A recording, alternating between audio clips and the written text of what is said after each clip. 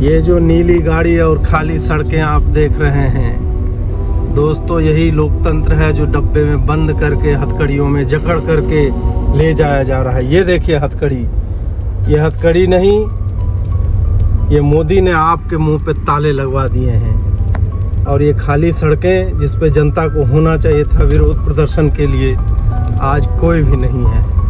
लग रहा है कि जनता को जमुना में डूबो करके काला कर दिया इस मोदी ने। अंकुर भाई अब आप थोड़ा सा। जी, मैं तो बस यही कहना चाहूँगा कि अब ये आखिरी चुनाव है और इसके बाद कोई चुनाव नहीं होगा। अगर कोई भी मोदी जी के खिलाफ बोलने की कोशिश करेगा, उनको इन्हीं पिंजरों, इन्हीं नीली गाड़ियों में बंद करके तिहाड़ के अंदर डाल दिया जाएगा। इसलिए ये आखिरी चुनाव है मित्रों, इसमें जितना जोर लगा सकते हैं लगाओ। अब की बार फिर से मोदी सरकार।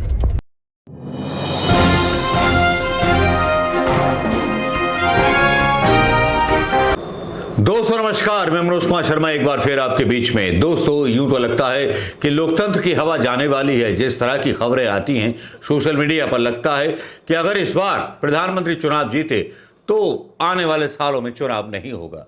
ये खबरें कुछ उन्हीं के लोगों के द्वारा डाली जाती हैं और इस तरह से डाली जाती हैं कि आदमी थोड़ा सा कंफ्यूज हो जाता है।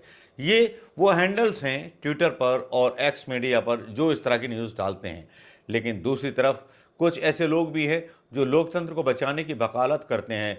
ध्रुव राठी जैसे, डीवाई चंद्रचूड़ और आकाश बनर्जी, रवीश कुमार, इन लोगों के नाम इसलिए लेने पड़ रहे हैं। बाकी के पत्रकारों का नाम मैं यहाँ कोड नहीं कर रहा क्योंकि बाकी के पत्रकारों पर इतना विश्वास नहीं है, क्योंकि रवीश कुमार को भी देखा है, ध्रुव राठी को भी देखा है, और ध्रुव राठी तो इंडियंस यूट्यूबर्स के फादर ऑफ यूट्यूबर्स हैं। असली बात तो यह है कि उन्होंने एक राह दिखाई। ध्रुव राठी से प्रेरित होकर पता नहीं कितने लोगों ने वीडियो बनाना शुरू कर दिया। ध्रुव राठी वो पहले व्यक्ति थे जिनकी वजह से आज रवीश कुमार या बहुत सारे यूट्यूब ब्लॉगर्स जो है दिखाई देते हैं। उस न्यूज़ की दुनिया में, जिस न्यूज़ की दुनिया में मतलब अपने आप को खड़ा करना बड़ा मुश्किल होता है, बहुत कंपटीशन होता है। अब तो और ज़्यादा कंपटीशन हो गया है, नेशनल पत्रकार आ गए हैं यूट्यूब पर। लेकिन ध्रुव राठी के जो वीडियो हैं वो धमाल मचा रहे हैं और डीवाई चंद्रचूड़ के जो फैसले धमाल मचा रहे हैं वो तो मचा ही रहे हैं। और सुप्रीम कोर्ट के जो प्रश्न हैं वो प्रधानमंत्री मोदी जी की निष्ठा पर और देश प्रेम पर भी सवाल उठा रहे हैं। लेकिन यहाँ पर वीडियो आता है ध्रुव राठी का डिक्टेटर, जिसके बारे में इंटरव्यू लेते हैं आकाश बनर्जी, और आकाश बनर्जी इंटरव्यू लेते हुए उनसे कुछ सवाल पूछते हैं। ये सवालों का यहाँ पर सिलसिला थोड़ा सा डालना चाहूँगा और ये भी कहना चाहूँगा पूरा वीडियो देखना है तो आकाश बनर्जी को भी ज्वाइन कीजिए, ध्रुव राठी का इंटरव्यू देखिए। लेकिन लबोलुबाव इस इंटरव्यू का ये था कि सबको पहल करनी चाहिए, सबको खड़े हो जाना चाहिए इस लोकतंत्र को बचाने के लिए। अकेले ध्रुव राठी की या डीवाई चंद्रचूड़ की जिम्मेवारी नहीं है। देखिए इंटरव्यू में। ये इतना एग्रेसिव क्यों था? प्योर डिक्टेटरशिप का डर है यहाँ पर। अगर अब नहीं बोला तो जब एक्चुअल डिक्टेटरशिप बन जाएगा ना देश, तब लेट हो जाएगा बोलना। चलिए ठीक है, आप ही बता दो कि संविधान के साथ ऐसा क्या करना चाहिए? इस मौजूदा सरकार को हटाकर फेंकना ये पहली स्टेप। कैसे इलेक्शन कमीशन को फ्री करना है, कैसे सीबीआई को आजादी देनी है, कैसे ईडी को आजाद करना है सरकार के हाथों से। आपको लगता है कि कॉन्स्टिट्यूशन खतरे में है? बीजेपी के खुद के लीडर्स बोलने लग रहे हैं कि हम तो कॉन्स्टिट्यूशन बदल देंगे 400 पार होने। क्या आपको रास्ते पर किसी ने रोक के बोला है कि ध्रुव राठी एंटी नेशनल, ध्रुव राठी क्या कर रहे होती है? हमारा देश इस हालत में गिरते जा रहा है, अगर हम आवाज नहीं उठाएंगे तो कौन उठाए? कोई हीरो नहीं आने वाला। आपके तार आम आदमी पार्टी से जुड़े नहीं, ये सब झूठ है, ये झूठे आरोप लगाते हैं। अगर मुझे सही में पार्टी से पैसे लेने होते तो मैं बीजेपी के पास जाता सबसे पहले। सबसे ज्यादा पैसे उन्हीं के पास है। देशभक्त के आज के पॉलिटिकल गलियारों में भी उनके बारे में काफी बातें हो रही हैं। Dhruv Rathee, many thanks for joining us here on Deshbhakt conversations. Always a pleasure having a conversation with you. लेकिन आज का कॉन्वर्सेशन थोड़ा ज्यादा खास है, specially because we are just a few days away from the elections.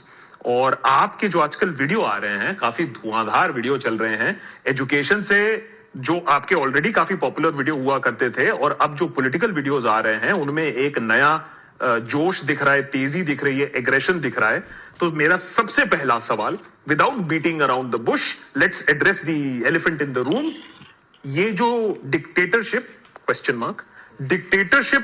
Mark वाला जो आपने एपिसोड बनाया, ये इतना एग्रेसिव क्यों था, इसके तेवर बिल्कुल अलग क्यों थे आपके दूसरे वीडियो से? वो थोड़े से बैलेंस्ड होते हैं, थोड़ा सा एक उनमें ठहराव होता है, लेकिन इसमें थोड़ा गुस्सा ज्यादा दिखा। अब देखो, कोई भी इंसान अगर अपने देश की परवाह करता है, जो भी चीजें मैंने उसमें बताई सबको जानकर शौक लग जाना चाहिए जो भी मैंने बताया।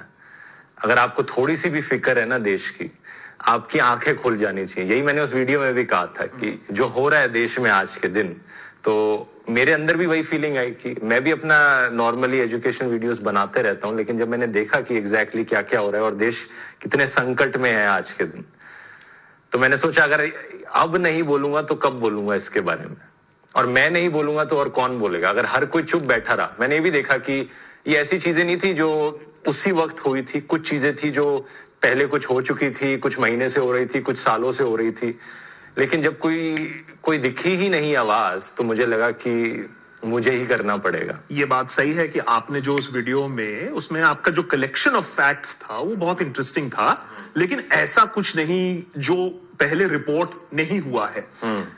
एग्जैक्टली। बहुत लोगों को तब भी शौक लगा कि डिक्टेटर, तो एक होता है देश में जो गलत हो रहा है उसको स्टेट करना, जो आप पहले भी कर चुके हो, हम भी करते हैं यहां देशभक्त पर, लेकिन बहुत लोगों को शौक लगा कि आपने उस वीडियो का जो टाइटल दिया, उस वीडियो का जो डायरेक्शन है, why such a hard stand भाई? किसी भी और डिक्टेटरशिप से कंपेयर कर लो अब, जो एक्चुअली में यही चीज मैंने उस वीडियो में कही थी। मैं ये नहीं कह रहा कि देश ऑलरेडी डिक्टेटरशिप बन चुका है, लेकिन जिस तेजी से चीजें होए जा रही हैं, और वो वीडियो तो कितना हो गया, 1.5 महीने पहले रिलीज हुआ था, 2 महीने पहले रिलीज हुआ था, उसके बाद भी जो चीजें हुई हैं, कांग्रेस के बैंक अकाउंट फ्रीज कर दिए गए, आम आदमी पार्टी के जो टॉप लीडर्स हैं सबको जेल में डाला जा चुका है बिना किसी कन्विक्शन के। तो नॉर्थ इंडिया की जो 2 सबसे बड़ी ऑपोजिशन पार्टीज हैं, उन्हीं को ही आप कैंपेन नहीं करने दोगे, तो किस बात की इलेक्शन हो रही है? फ्री एंड फेयर इलेक्शन है ही नहीं है, और अगर फ्री और फेयर इलेक्शन ही नहीं है तो किस बात की डेमोक्रेसी? क्योंकि इलेक्शन तो नॉर्थ कोरिया में भी होती है, रशिया में भी होती है, यही चीज मैंने कही थी। तो आपको डर किस बात का है कि डेमोक्रेसी नहीं रहेगी, या ब्रूटल मेजॉरिटी किसी एक पार्टी की आ जाएगी विथ पैतड़े लगाकर? डर किस बात का है? आप क्या प्योर डिक्टेटरशिप का डर है यहाँ पर। अगर चीजें आज नहीं बदली गई तो जैसी आज रशिया की हालत है, कोई आवाज नहीं उठा सकता पुतिन के खिलाफ।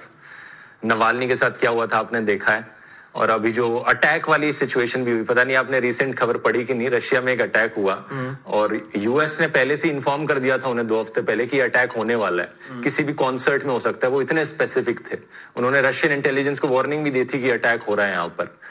और अगर आप खबरें सुनोगे कि उस अटैक में क्या क्या हुआ, जो सिक्योरिटी गार्ड्स थे वो रिएक्ट नहीं कर रहे थे अटैक के दौरान, और जो सर्विसेज आनी चाहिए थी पुलिस की वो उस टाइम पर नहीं पहुंची वहां पर।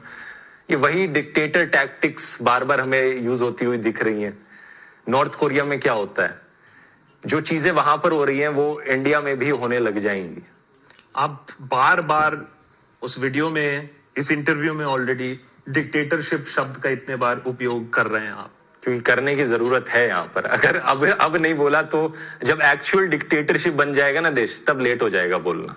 कहने वाले तो ये भी कहेंगे, भक्त बनर्जी भी, मैंने उससे पूछा, वो भी ये कहता है कि भाई डिक्टेटरशिप अगर होता तो ध्रुव राठी यहाँ बैठकर डिक्टेटरशिप सही बात है ना कर पाता 2 बार। तभी मैंने कहा कि अभी नहीं बना है डिक्टेटरशिप, लेकिन अगर हमने अभी आवाज नहीं उठाई ना तो कुछ सालों बाद वही हालत होगी, और तब आवाज उठाने के लिए का मौका गया।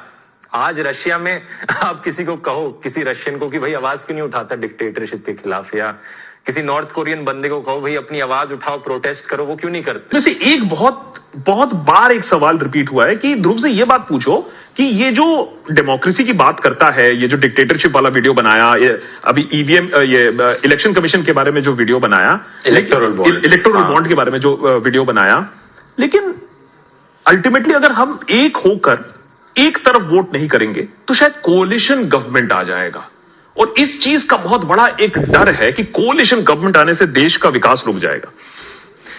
ये एक बहुत ही बड़ा मिसकंसेप्शन है कि देश का विकास रुक जाएगा, क्योंकि अगर आप हिस्ट्री चेक करोगे कोलिशन गवर्नमेंट्स की और जो मेजॉरिटी गवर्नमेंट्स हैं उनकी, तो आपको दिखेगा जो सबसे ज्यादा हमें डेवलपमेंट देखने को मिली है देश में, जो सबसे प्रोग्रेसिव कानून देश में आए हैं वो कोलेशन गवर्नमेंट के ईयर्स में ही आए हैं, चाहे वो अटल बिहारी वाजपेयी की सरकार हो या फिर यूपीए गवर्नमेंट की सरकार हो।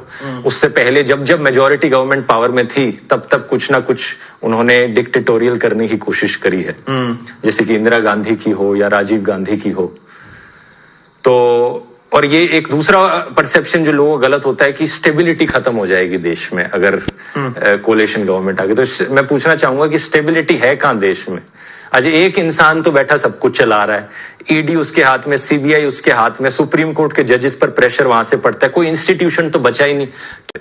ध्रुव राठी जो कह रहे हैं वो वाकई में सही लग रहा है। जब लाइव टीवी डिबेट की एक बहस में जब भाजपा का एक नेता किसी प्रवक्ता का पर्चा फाड़ देता है, ये कागज में गुमराह कर रहे हैं, ये गुमराह, ये क्या बदतमीजी है, ये क्या बदतमीजी है? नहीं, ऐसे लोकतंत्र चलेगा?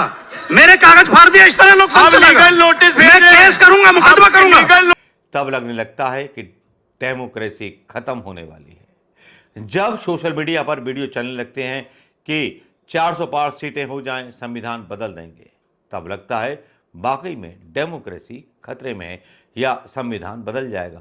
क्या ऐसे ही संविधान बदल जाएगा या डेमोक्रेसी खतरे में आ जाएगी? प्रधानमंत्री मोदी जी के बारे में क्या ये अफवाहें फैलाई जा रही हैं?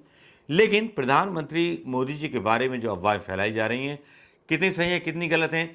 प्रधानमंत्री मोदी जी के ही समर्थक अजीत भारती जी का एक वीडियो सोशल मीडिया पर वायरल हो रहा है, जरा देख लीजिए।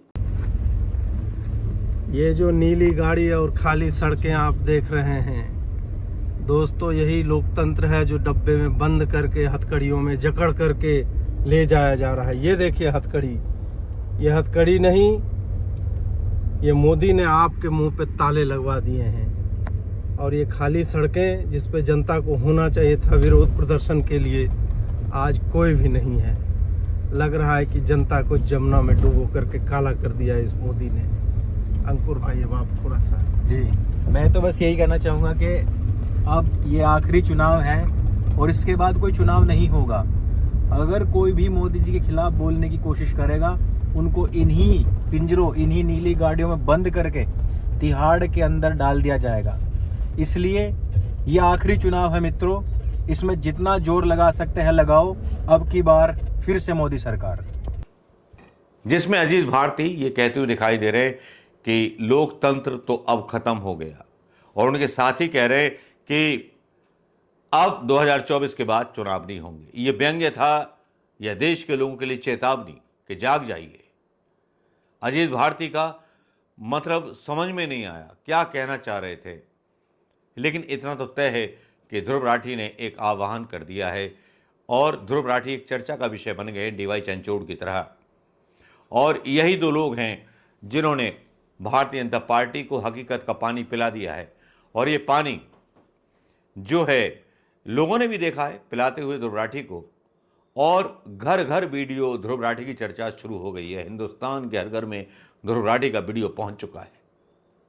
अब क्या करेंगे प्रधानमंत्री मोदी जी?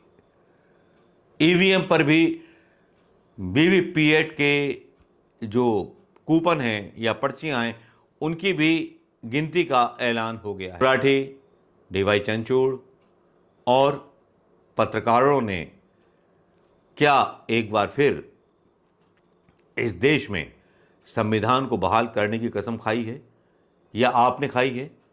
क्योंकि आप मेरा वीडियो देखेंगे, क्या इस वीडियो को शेयर करेंगे, ध्रुव राठी के इस इंटरव्यू को शेयर करेंगे, या हिंदुस्तान को अपने पड़ोस में जाकर के हिंदुस्तान में के घरों घरों में फैले हुए मेरे सब्सक्राइबर क्या बताएंगे कि इस बार का चुनाव क्यों ज़रूरी है, और इस बार के चुनाव में प्रधानमंत्री मोदी का विरोध क्यों ज़रूरी है?